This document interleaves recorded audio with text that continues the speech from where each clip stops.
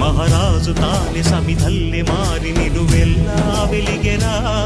భోగాన్ని విడిచి త్యాగాన్ని వలచి తాపసిగా నిలిచెరా.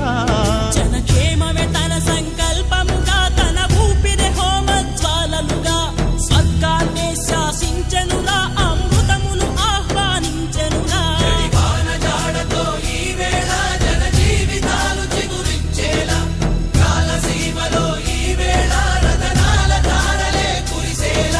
కల్లు కల్లు మని సిరిమూవల్లే చినుకే చేరగా, జల్లు జల్లు మని పులకింతల్లో పుడమే పాడగా, హరివిల్లు ఎత్తి కరిమబ్బు వాన బాణాలే వేయని, నిలువెల్ల మంచు వడగళ్ళు తాకి కడగ